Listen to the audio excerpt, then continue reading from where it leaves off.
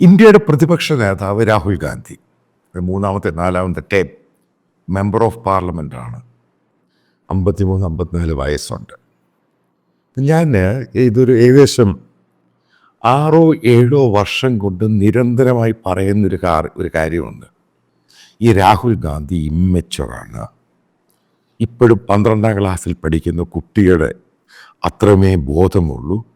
India എന്ന് പറഞ്ഞ രാജ്യത്തെപ്പറ്റി, India എന്ന് പറഞ്ഞ രാജ്യത്തിൻ്റെ ജനാധിപത്യത്തെപ്പറ്റി, ഇന്ത്യ എന്ന് പറഞ്ഞ രാജ്യത്തിൻ്റെ പ്ലൂറൽ സൊസൈറ്റി, ഇത്രമാത്രം ഡൈവേഴ്സിഫൈഡ് ആയിട്ടുള്ള രാജ്യത്തെപ്പറ്റി, ഇവിടുത്തെ ജനാധിപത്യ പാർലമെൻ്ററി വ്യവസ്ഥകളെപ്പറ്റി ഒരു കുന്തോ ഈ ചെക്കൻ അറിയത്തില്ല. ഞാൻ പല ആവർത്തി പറഞ്ഞപ്പോഴും, ഇതിനെപ്പറ്റി സോഷ്യൽ മീഡിയയിൽ പല പോസ്റ്റുകൾ ഇട്ടപ്പോഴും അതിൻ്റെ താഴെ ഇങ്ങനെ ഒന്ന് കോൺഗ്രസ് നേതാക്കളും കോൺഗ്രസ് പ്രവർത്തകരും സൂടാപ്പികളും ഇങ്ങനെ എഴുതിക്കൊണ്ടിരിക്കുക, തെരുവിളിക്കുവാൻ.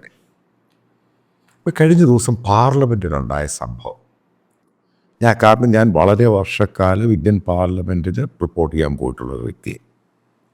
അപ്പോൾ എനിക്ക് ഇന്ത്യൻ പാർലമെൻറ്റിൻ്റെ ഫങ്ഷനുമായിട്ട് ബന്ധപ്പെട്ടു. ഇന്ത്യൻ പാർലമെൻറ്റ് എങ്ങനെയാണ് മറ്റുള്ള പാർലമെൻറ്റേറിയൻസും, അതായത് ഇപ്പോൾ കോൺഗ്രസിൻ്റെ പാർലമെൻറ്റേറിയൻസ്, അപ്പുറത്ത് BJPയുടെ പാർലമെൻറ്റ്, മറ്റുള്ള എല്ലാ പാർലമെൻറ്റേറിയൻസും, അവിടെ ഹൗസിനകത്ത് ഭയങ്കര ഡിബേറ്റ് നടക്കും, ശക്തമായ ഡിബേറ്റ്, പ്രതിഷേധമൊക്കെ നടക്കും. പക്ഷേ അവർ പുറത്തിറങ്ങിക്കഴിഞ്ഞാൽ ഇവരെല്ലാം സുഹൃത്തുക്കളാണ്. അതായത് ഞാനിത് പല ആവർത്തി ഇതിനെപ്പറ്റി ഞാൻ പറഞ്ഞിട്ടുണ്ട്, നിങ്ങളത് കേട്ടിട്ടുണ്ടെന്ന് എനിക്കറിയില്ല.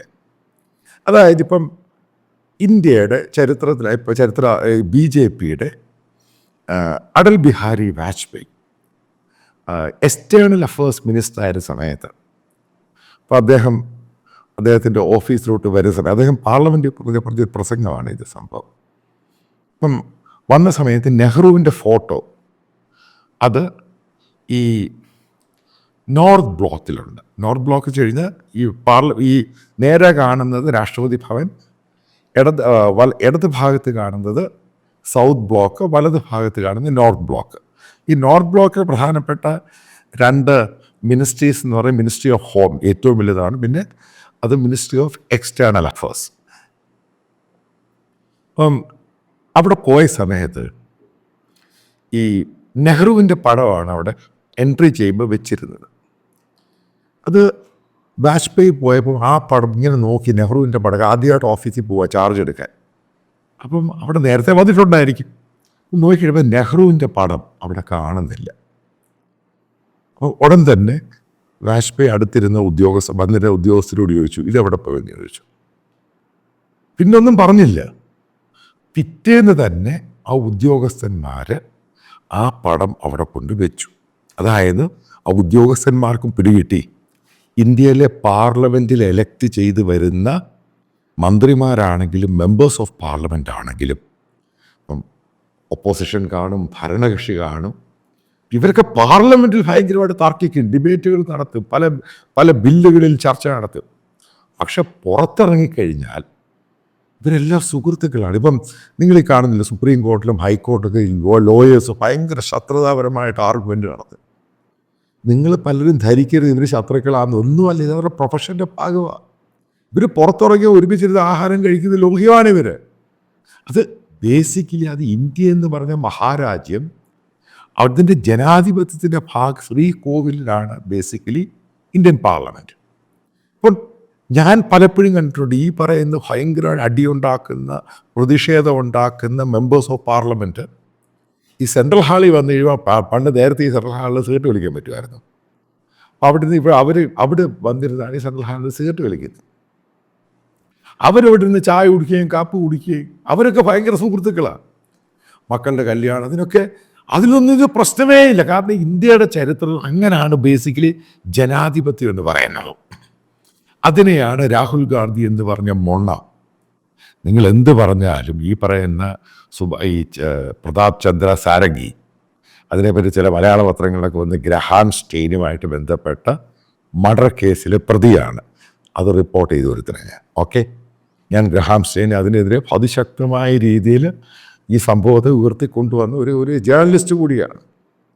ഈ പറയുന്ന സാരംഗിക്ക് ഇതുമായിട്ട് യാതൊരു ബന്ധവുമില്ല. അയാൾ ബജ്റാംഗ് ദളിൻ്റെ ലീഡറായിരുന്നു സാരംഗി. ഇതിൻ്റെ ഈ പറയുന്ന ഈ കൊലപാതകം നടത്തിയ നേതൃത്വം കൊടുത്തവർക്ക് ഈ പറയുന്ന ഈ ബജറാങ് ദളുമായിട്ട് യാതൊരു ബന്ധവുമില്ല.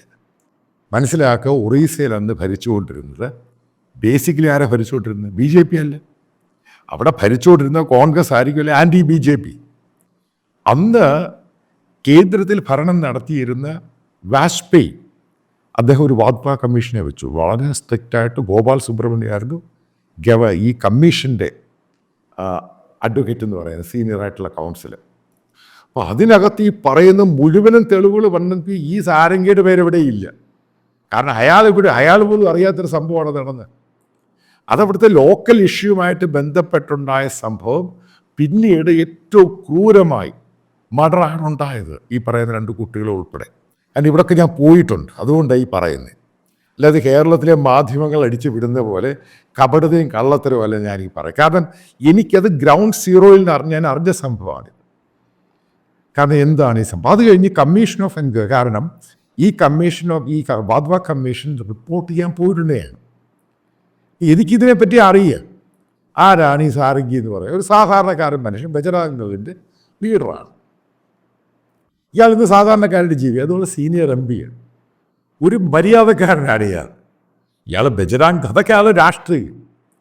അയാൾ വടിമെടുത്ത് രാഹുൽ ഗാന്ധിയെ അടിക്കാൻ പോയി. അതായത് എൻ്റെ CCTV ഫുട്ടേജൊക്കെ കാണും. ഒരിക്കലും വിശ്വസിക്കാൻ പറ്റത്തില്ല. കാരണം അവിടെ നടക്കുന്ന അവിടുത്തെ സീനിയർ MPമാരും ജൂനിയർ MPമാരും ഒക്കെ പുറത്ത് ഇവരൊക്കെ സുഹൃത്തുക്കളാണ്. പിന്നെ ഞാൻ മറ്റൊരു കാര്യം പറയാം. ഈ രാഹുൽ ഗാന്ധി ആണെങ്കിലും പ്രിയങ്ക ഗാന്ധി ആണെങ്കിലും ഇവരൊക്കെ പാർലമെൻറ്റിനകത്തോട്ടോ പുറത്തോട്ടോ ഒക്കെ പോകുമ്പോൾ ഈ പറയുന്ന ഓപ്പോസിഷനുള്ള സീനിയർ MPമാരൊക്കെ ഇവരെ കാരണം നെഹ്റു ഫാമിലിയാണ്. കാരണം ഞാൻ കണ്ടിട്ടുണ്ട് ഈ സംഭവം. കാരണം അവർ പോകുമ്പോൾ അവർ വളരെ റെസ്പെക്റ്റോടു കൂടിയാണ് അവരെ നോക്കുകയും കാണുകയും ചെയ്യുന്നത്. ഇത് ചുമ്മാതെ അടിച്ചു വിടുന്ന ഇത് ചുമ്മാ കള്ളത്തര കഥയാണ് ഈ സംഭവം. ഞാനിത് പല ആവർത്തി കണ്ടിട്ടുണ്ട്. ഇപ്പം അവിടെ സാരംഗി വന്ന് വടിയും കൊണ്ട് ഇയാളെ തല്ലാൻ നിന്നു, അടിക്കാൻ നിന്നു, തടഞ്ഞു എന്നൊക്കെ പറയുന്നത് പൂർണ്ണമായിട്ടും കള്ളത്തരമാണ്. ഏതായാലും ഡൽഹി പോലീസ് കേസെടുത്തേക്കുവാണ്. ഈ സംഭവം തെളിഞ്ഞു കഴിഞ്ഞാൽ രാഹുൽ ഗാന്ധി ഏകദേശം 7 വർഷകത്ത് വന്ന കേസാണ്. കാരണം ഇന്ത്യൻ പാർലമെൻറ്റ് ചരിത്രത്തിൽ ഒരു MPയെ പിടിച്ച് തള്ളിയിട്ട്, ഒരു പ്രായമുള്ള MP, അയാൾക്ക് 5 കുത്തിക്കെട്ട്, റാം മനോഹർ ലോയ ഹോസ്പിറ്റൽ MPക്കും ഇഞ്ചോർഡായി. നിങ്ങൾ കേട്ടിട്ടുണ്ട്. ഇതാണ് ഞാൻ ഇവനെപ്പറ്റി പറഞ്ഞത്. ഇവൻ മൊണ്ണയാണ്, ഇവൻ്റെ തലയ്ക്ക് ബോധമില്ല. കേരളത്തിലെ കുറച്ച് ആളുകൾ ഇതിനെ പൊക്കിയെടുത്തുകൊണ്ട് നടക്ക്. ഇതെങ്കിലും നിങ്ങൾ കൺവിൻസ് ചെയ്യുക. ഇപ്പം കേരളത്തിൻ്റെ നിയമസഭയിൽ ഇപ്പം കേരളത്തിൽ എത്ര പേര് MPമാരായിട്ട് ലോക്സഭയിലും രാജ്യസഭയിലും പോകുന്നു. നിങ്ങൾ അവരോടൊക്കെ ചോദിച്ചു നോക്കി, പ്രേമേന്ദ്രനോടൊക്കെ ചോദിച്ചു ഈ സംഭവം ഉണ്ടാകും. നിങ്ങൾ ചോദിച്ചു നോക്ക്, ഇത് മനസ്സിലാക്കുക അവിടെയുള്ള MPമാരുടെ. കാരണം ഇന്ത്യൻ പാർലമെൻറ്റിൽ ഒപ്പോസിഷൻ ഇങ്ങനെ പ്രകടനം നടക്കുമ്പോൾ ഇങ്ങനെ പിടിച്ചു തള്ളും, തറയിൽ വീണ് 5 കുത്തിക്കെട്ട് ഉണ്ടാകാനുള്ള സംഭവം ഉണ്ടോ ഇല്ലല്ലോ അവരോട് ചോദിച്ചു നോക്കാം. കാരണം അവർക്കറിയാം, അവർ പറഞ്ഞു കേട്ട സംഭവം ചുമ്മാതെന്ന് പറയും. കാരണം പുറത്തിറങ്ങി എല്ലാ സുഹൃത്തുക്കളാണ്, അത് ഏറ്റവും അടുത്ത സുഹൃത്തുക്കളാണ്. അപ്പോൾ ഇതൊക്കെ വെച്ച് ഞാൻ അനലൈസ് ചെയ്ത് പല ആവർത്തി പറഞ്ഞപ്പോഴും നിങ്ങൾ വിശ്വസിച്ചില്ല. ഇവൻ മൊണ്ണയാണ്, ബുദ്ധിയല്ല, യുക്തിയില്ലാത്തതിന് ഇവന് ഈ സാധനമൊന്നും അറിയത്തില്ല. അല്ലെങ്കിൽ ഇന്ത്യൻ പാർലമെൻറ്റിനകത്ത് ഒരു മിനിസ്റ്റർ ഒരാളോട് നിൽക്കുക, ചിലപ്പോൾ കണ്ട് കാണാൻ ഈ രാഹുൽ വരുന്നത് ചിലപ്പോൾ അറിയത്തില്ലായിരിക്കും, ചിലപ്പോൾ അങ്ങോട്ട് വേറെ ശ്രദ്ധിച്ചിരിക്കുമായിരിക്കും. അയാളെ പിടിച്ച് തള്ളിയിടുക എന്ന് പറയുന്നത് മറ്റൊരു MPയുടെ മേളിൽ കൂടെ ചാടിക്കിടക്കുന്നത്. എന്നിട്ട് അയാൾ പൊട്ടി എന്നിട്ട് പറയാം, ഞാൻ പിടിച്ചു തള്ളി, എന്നെ അടിക്കാൻ വന്നെന്ന്. Just imagine. ഇനി അങ്ങനെ ഒരു സംഭവം പിടിച്ചു തള്ളി അടിക്കാൻ വന്നു ഈ സീനിയറായിട്ടുള്ള പാർലമെൻറ്റ്. കാരണം ഒരു മെച്ചുവേർഡ്. ഇപ്പം എന്നെ ഒരാൾ വന്ന് പിടിച്ചു തള്ളി അടിക്കാൻ വരുവാണെങ്കിൽ എൻ്റെ മെച്ചുവാരിറ്റി അനുസരിച്ച് ഞാനിത് തിരിച്ചടിക്കാനൊന്നും ഞാൻ നിൽക്കത്തില്ല. കാരണം എൻ്റെ മെച്ചുവാരിറ്റി, എൻ്റെ ഒരു സിവിലൈസേഷനും കൾച്ചറും ഉണ്ടല്ലോ. അത് തന്നെയാണ് സീനിയറായിട്ടുള്ള എല്ലാ ആൾക്കാരും. ഇപ്പോൾ ഒരാൾ വരാൻ നേരത്തെ പിടിച്ചു തള്ളുവാണെങ്കിൽ തന്നെ അതിൻ്റെ ഒരു രീതിയുണ്ട്. പെട്ടെന്ന് കയറി അറ്റാക്ക് ചെയ്യുക, പിടിച്ചു തള്ളുക. ഇതൊന്നും ഒരു മെച്ചുവറായിട്ടുള്ള, അതായത് ചിന്തിക്കുന്നൊരു മനുഷ്യന് ചെയ്യാൻ പറ്റുന്നതല്ല. അതായത് സിവിലൈസ്ഡ് സൊസൈറ്റിയിൽ ഒരാൾക്ക് ചിന്തിക്കാൻ പറ്റത്തില്ല. എന്നെ എവിടെയൊക്കെ ആൾക്കാർ പിടിച്ചു തള്ളിയിട്ടുണ്ട്, ഞാൻ അടിക്കാൻ പോയിട്ടുണ്ട്. ഞാൻ എൻ്റെ കാര്യം മാത്രമല്ല പറയുന്നത്, അപ്പോൾ എന്നെ ഈ കേൾക്കുന്ന നിങ്ങളെ ഇതേപോലെ ഒരുത്തൻ പിടിച്ചു എന്നും പറഞ്ഞ് നിങ്ങൾ പെട്ടെന്ന് അവനെ പിടിച്ചു കൊള്ളാൻ പോകും. എന്താ കാര്യം, എന്താണ് സംഭവം എന്നുള്ള രീതിയിലാണ് നമ്മൾ ചോദിച്ച് മനസ്സിലാക്കുന്നത്. അതാണ് ഗ്ലോബലായിട്ടുള്ള സിവിലൈസ്ഡ് കൾച്ചർ. യഥാർത്ഥത്തിൽ ഇന്ത്യക്കാരൻ്റെയും കൾച്ചർ അത് തന്നെയാണ്. പക്ഷെ 10ാം ക്ലാസ് പോലും ആ തിയറി ഈ സ്കൂളിലും കോളേജിലൊക്കെ കയറി KSSFI അടി എന്നൊക്കെ പറയത്തില്ലേ. അല്ലാതെ അതിനേക്കാളും കഷ്ടമായിട്ടാണ് ഈ പപ്പു ഓരോന്നും കാണിച്ചു കൂട്ടുന്നത്. അതിന് പറ്റിയൊരു വെങ്കലം കിട്ടി. ആലോചിച്ച് നോക്കുക, എങ്ങോട്ടാണ് ഇന്ത്യയിലെ കോൺഗ്രസ് പാർട്ടിയുടെ പോക്ക്.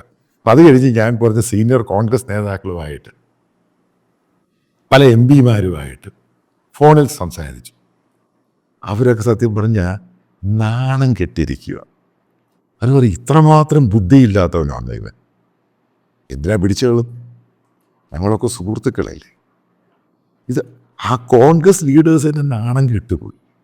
ഇത് ഞാൻ പറയാം, മലയാളികളായിട്ടുള്ള കോൺഗ്രസ് നേതാക്കൾക്കും ഈ പറയുന്ന ലീഗിൻ്റെ സുഡാപ്പികൾക്കൊന്നും മനസ്സിലാവാത്തതിൻ്റെ കാര്യം എന്ന് പറയുന്നത്, നിൻ്റെ അകത്ത് ബോധമെന്നൊരു സാധനം ഇല്ലാത്തതുകൊണ്ട്.